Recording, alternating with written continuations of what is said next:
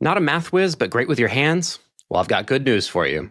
There are Navy jobs that value your mechanical know-how way more than your algebra skills. If you're the type who can fix an engine, build something from scratch, or handle heavy equipment like a pro, the Navy's construction community might be the perfect fit for you, even if your math scores on the Armed Services Vocational Aptitude Battery, or ASVAB, aren't off the charts. Welcome to the U.S. Military Test Prep channel from Study.com. My name is Matt, and I'm a U.S. Army vet and an ASVAB test prep expert. In today's video, I'm going to cover everything that you need to know about understanding your scores on the ASVAB if you're looking to enlist in the United States Navy. We'll also dive into some Navy ratings, or jobs, that emphasize mechanical knowledge over math skills and what scores you need to qualify for them. So without further ado, let's get into it.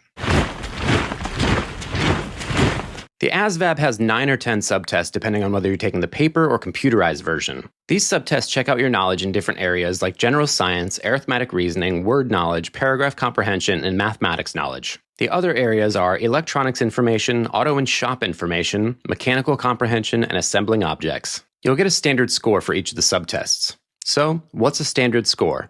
It's basically how you stack up against other people your age, specifically 18 to 23-year-olds in the US. The average score is 50, and the scoring system is built around that. 50 is your baseline, and a 10-point difference shows how far above or below average you are. So a 60, above average. A 40, below average. Pretty simple. Higher scores show off your strengths in certain areas, which can be a game changer for landing specific jobs. You'll also get a percentile rank. This shows how your performance compares to others. For example, a percentile rank of 75 means that you scored better than 75% of standard test takers. Here's where it gets a bit more customized. Once you're eligible to enlist, the Navy will use your ASVAB scores to determine what kind of job you're best suited for within the service. These jobs are determined using composite scores, also called line scores. These are created by combining your standard scores from various subtests that are relevant to specific military jobs. Each job, or Navy rating, has a minimum composite score requirement in one or more areas.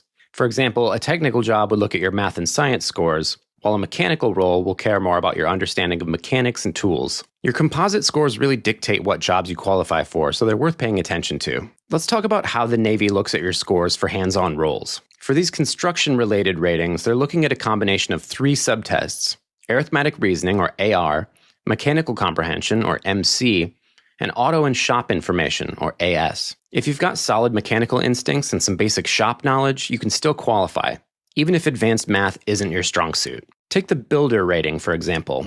You need a combined score of 145 for those 3 subtests. Builders handle everything from constructing buildings to working with concrete, steel, and wood. If you're handy and like working with tools, this job could be a great fit for you. There's also a construction mechanic, or CM, a role that needs a 162 in the same combination. This job is all about maintaining and repairing vehicles and heavy equipment, basically keeping the Navy's gear running smoothly. If you're into operating big machines, equipment operator, or EO, might be your speed. It requires a 145 on the same subtest combo and puts you behind the wheel of bulldozers, cranes, and serious equipment. And then there's Steelworker, or SW. Also requiring that 145 score, steelworkers work with metal structures, welding, and rigging, doing the heavy-duty work that holds everything together. Your Armed Forces Qualification Test, or AFQT score, might be the most important score. It decides whether or not you can even enlist in the military at all. Each branch sets its own minimum score, so you have to clear that bar to move forward. The AFQT comes from a combination of your scores on 4 key subtests.